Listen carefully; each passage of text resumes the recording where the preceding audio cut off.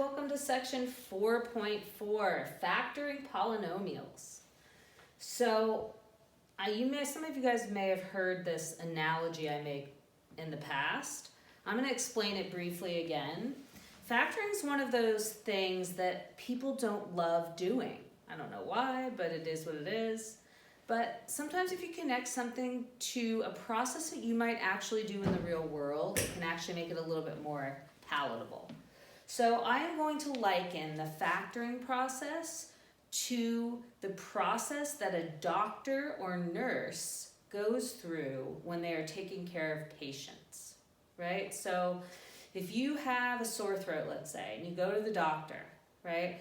The doctor's going to ask you questions, right? Because in the doctor's mind, there's a list of things that might be the cause of your sore throat, right?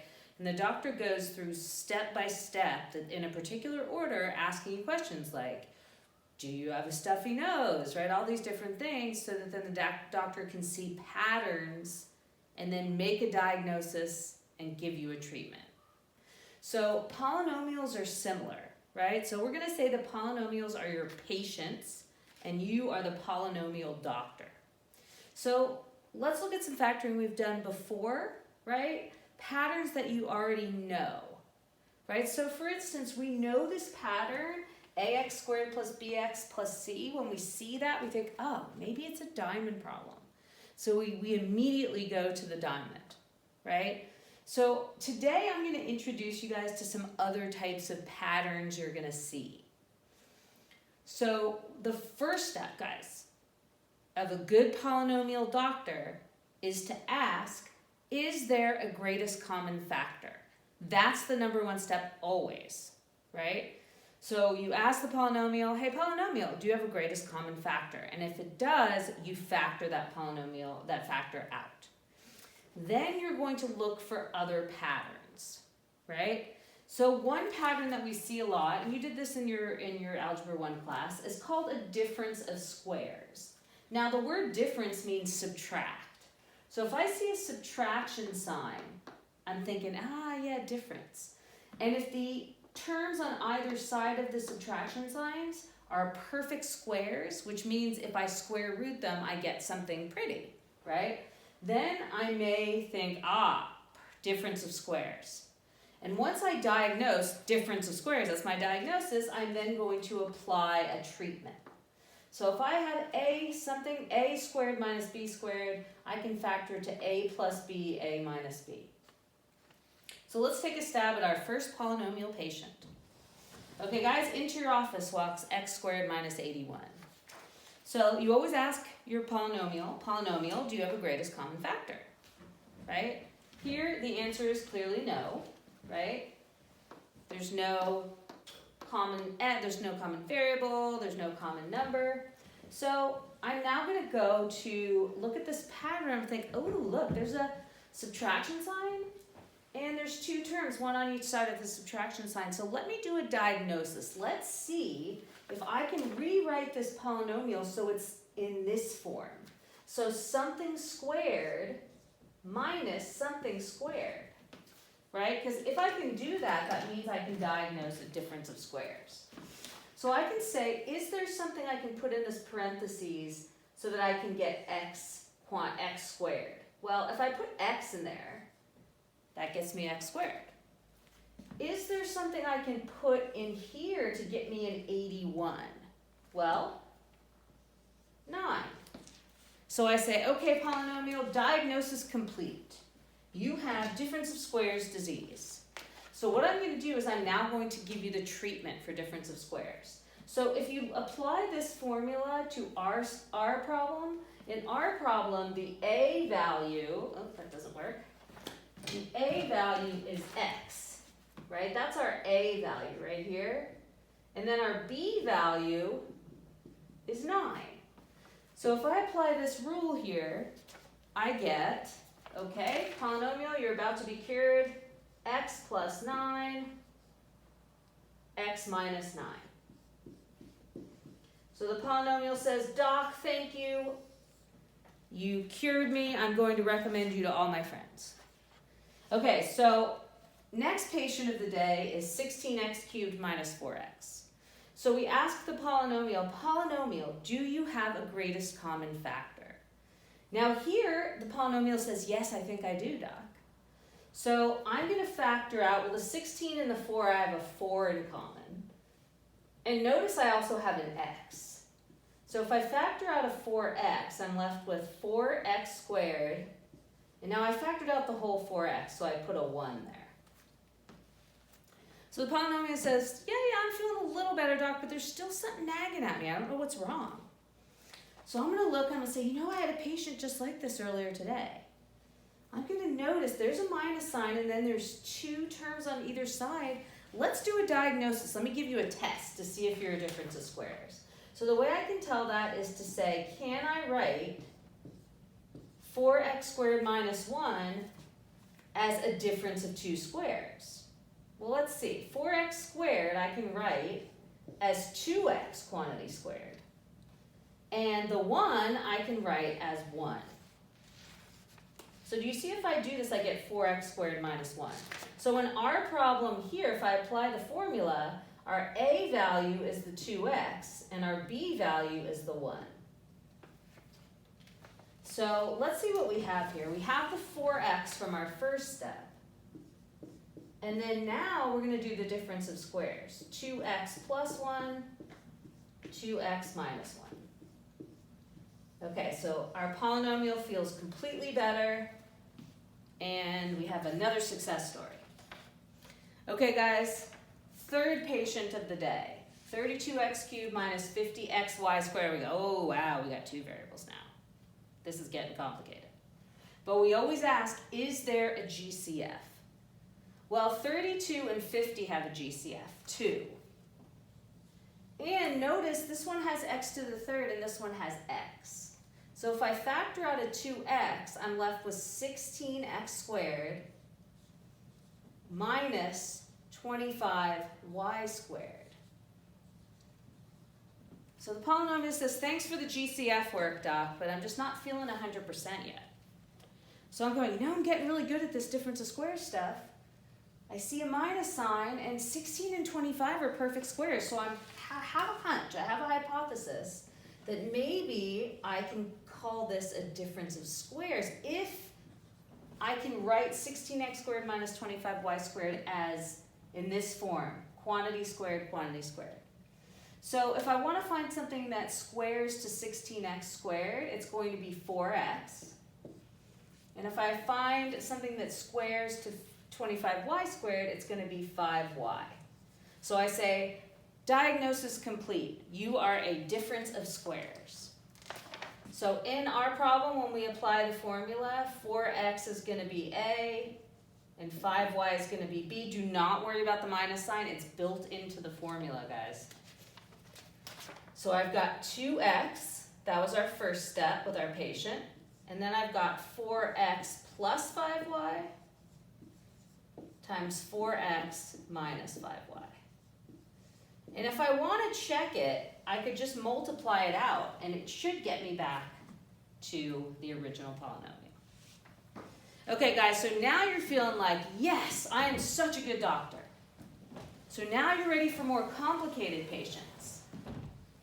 Another pattern we sometimes see is we also see difference of cubes, which just muddies the water a little bit, because we were all, oh yeah, if we see a minus sign, it's probably a difference of squares. Well, there's also a difference of cubes, and to add insult to injury, there's also a sum of cubes. So I really have to pay attention to whether those terms are squares or cubes.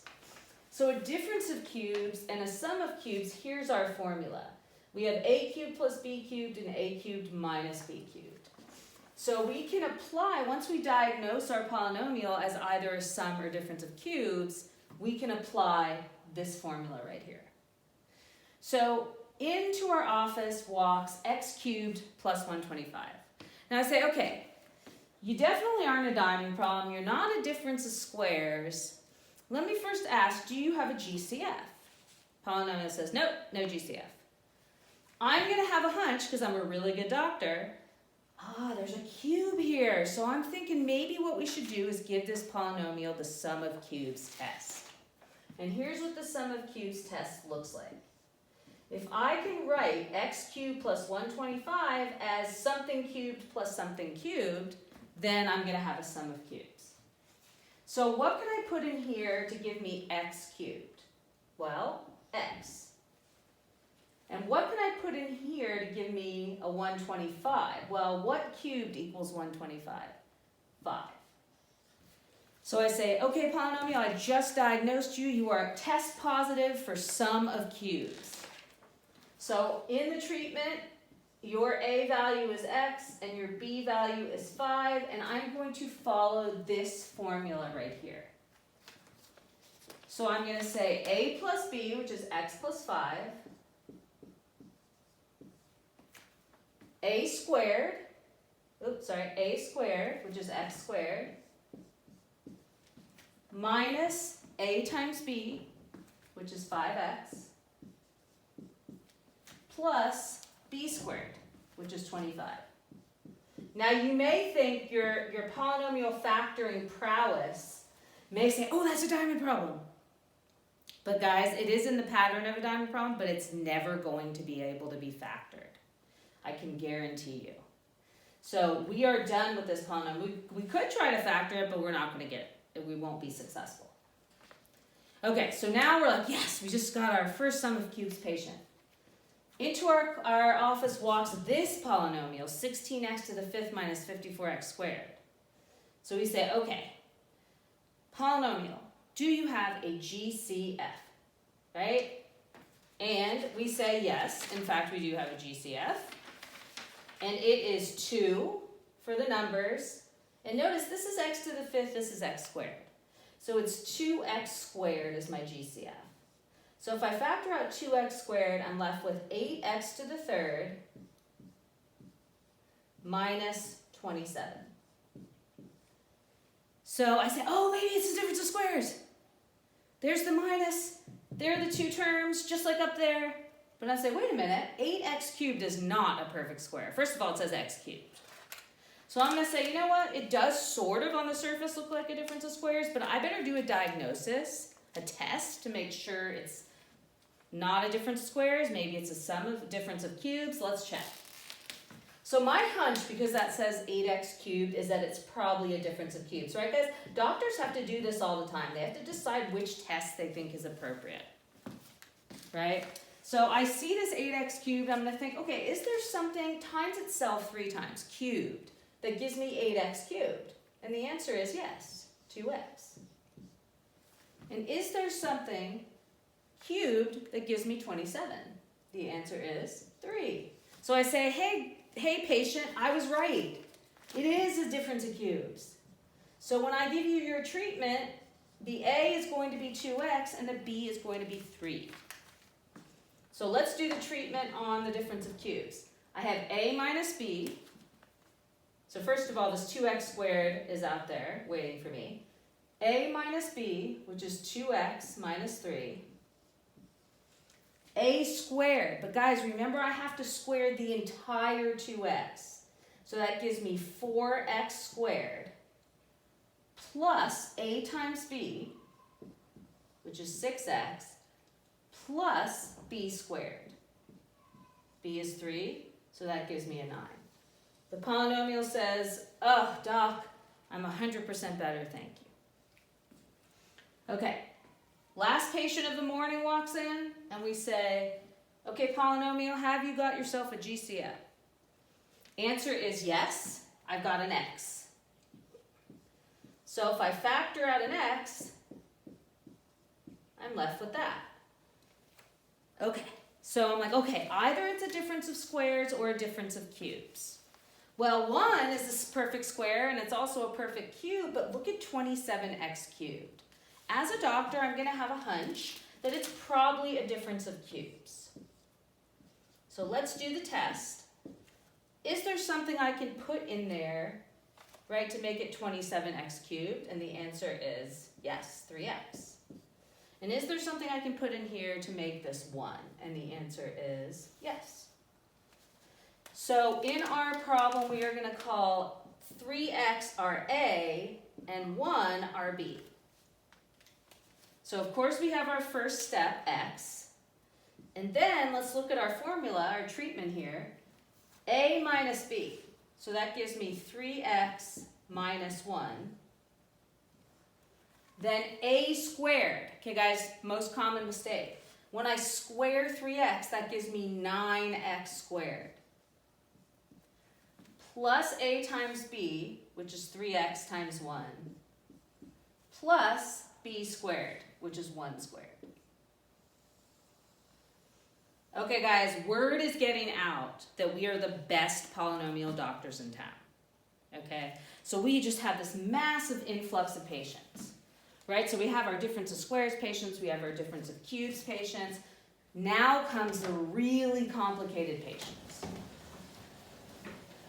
Do you know how sometimes you see a disease, guys, that looks like one disease on the surface, kind of masquerades as another disease? Well, these polynomials are the masters of that because they look kind of like the patterns we're used to, but they're not exactly, right? But we can use these old types of treatments to treat these kind of out-of-the-box polynomials. So one example is polynomials that are not quadratic, but they kind of follow a quadratic pattern, right? So the best way to see this is in action. Let's factor this polynomial.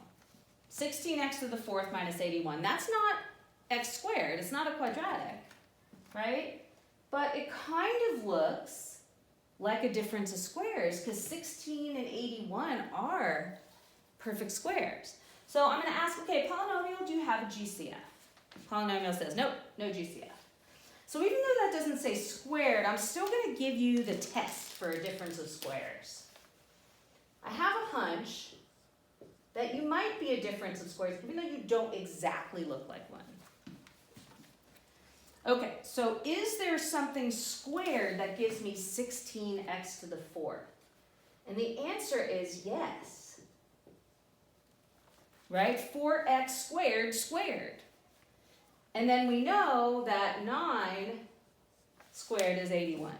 So I'm going to say polynomial, even though you have an atypical presentation of the difference of squares disease, you in fact have a difference of squares disease. So we are going to do the treatment. In our problem, 4x squared is a and 9 is b. So we're going to say 4x squared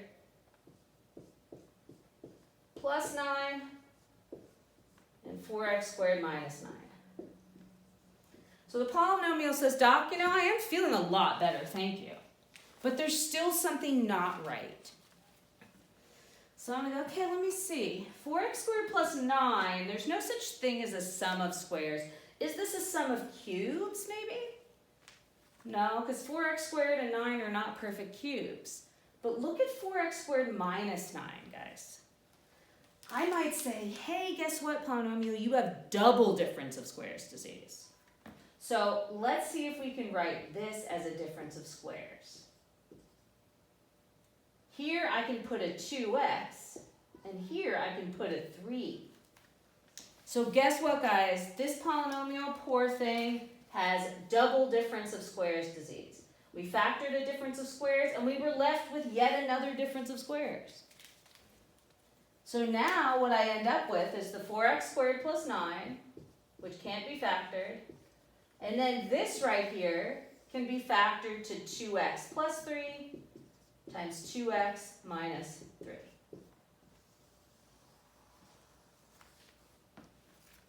Okay, guys, good polynomial work. This is our last factoring patient of the day. Then we're going to review some stuff with synthetic division. Okay, guys, in walks this polynomial. Hey, polynomial, do you have a GCF? Yes, I do, in fact. I've got a 3, and I have an x squared.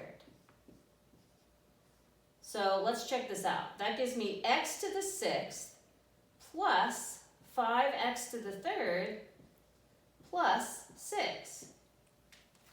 The polynomial says, Doc, I'm still not feeling well. Well, I'm going to say, you know, back in the day I had a patient that was similar to you. This patient was x squared plus 5x plus 6. And I did a diamond on that patient. Two numbers that multiply to 6 and add to 5. And I got 3 and 2. So it's really interesting that you are kind of similar. So could I possibly notice that my lead term x squared is twice, this is x to the first and this is x squared. So if I take this middle exponent and multiply it by 2, it's a 2-to-1 ratio here. Well, this also has a 2-to-1 ratio, 6 and 3. So let's try a diamond. Let's see if that works. Two numbers that multiply to 6 and add to 5, well, yeah, they're 3 and 2. So instead of putting x plus 3, x plus 2, what if I do x to the third plus 3 and x to the third plus 2? Well, let's multiply this and see if I get what I need here. X to the 6th plus 3x to the third plus 2x to the third plus 6. It worked.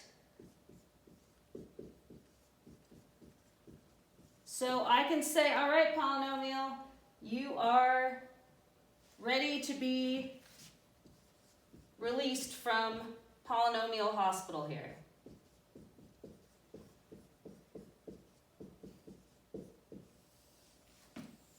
Right? That's what it ends up being factored. So look for that ratio where the first exponent is twice as big as the middle one, and you'll be able to use a diamond. Okay, guys, we are heading over to the other board. This is review. This is what you've already done. So if you guys remember, I can tell, remember we talked about whether a polynomial is a factor of another polynomial, right? Well, I can use synthetic division. If there's a remainder of 0, I'm going to say yes, it's a factor. Now, one extra thing we're going to do is we're then going to take what's left over and see if we can factor that. Okay, so let's do some synthetic division here. So to find out what I'm going to put on the outside, I'm going to say x plus 3 equals 0 and x equals negative 3. So negative 3 is going to go on the outside. And notice, guys, I'm missing an x squared here. So I have to put the x squared, right? Okay, so I'm starting with an x to the 4th. So let's bring down the 1. Negative 3 times 1 is negative 3. Negative 3 times 0 is 0. Negative 3 times 0 is 0. And negative 3 times negative 1 is 3.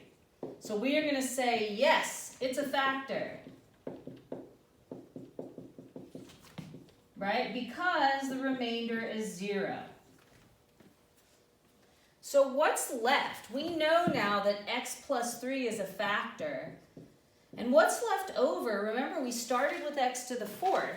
So now our new quotient looks like this. Right? If we put our x's back in. So that's kind of strange. Right? We know now x plus 3 is a factor, and what's left over is x cubed minus 1. So the polynomial says, thanks for synthetically dividing me, Doc, but I'm feeling a little sick still. So I'm going to say, oh, take a look at this. Oh, not squared. I know it's not squared because that says cubed. Let me do a test on you to see if you have a difference of cubes. Well, look, we do. So we can apply our difference of cubes right here. Right? So we can say, all right, we've got our x plus 3. Then we have a minus b, which is x minus 1.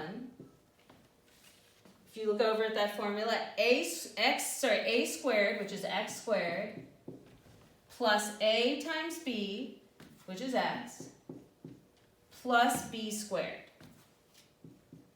So now the polynomial is completely factored.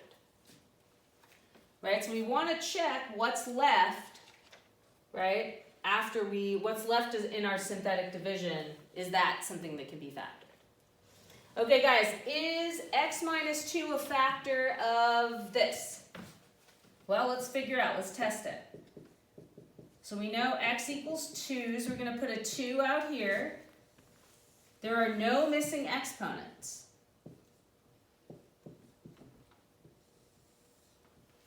Let's bring down the 1. 2 times 1 is 2.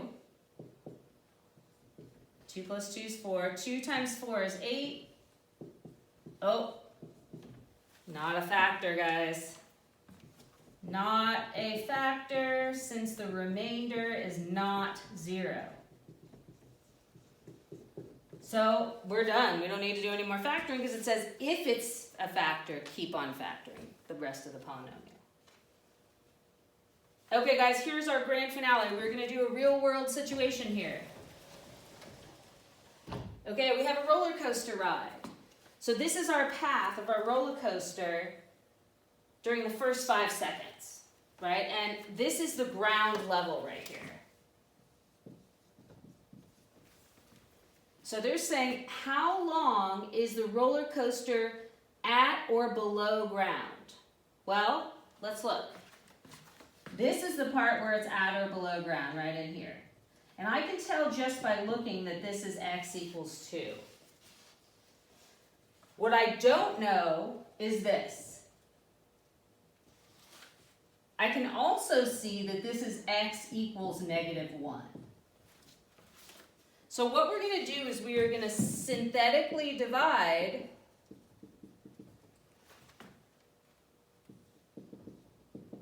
first, we're going to start with x equals 2, and then we're going to go to x equals -1. Okay, so I'm going to do 2. And my polynomial is 4t cubed minus 21t squared plus 9t plus 34. And I can already see on the graph that I'm going to get a remainder of 0 because it's right at the 0 mark. Okay, guys, let's do it. Let's bring down the 4. 2 times 4 is 8. That's -13. 2 times -13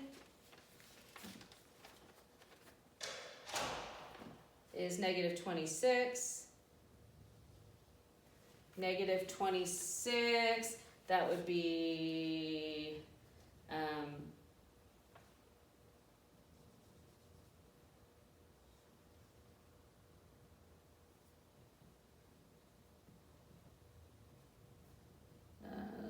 why am I having so much trouble? -26 plus 9. Okay? And then 2 times -17, -34. Look, it works.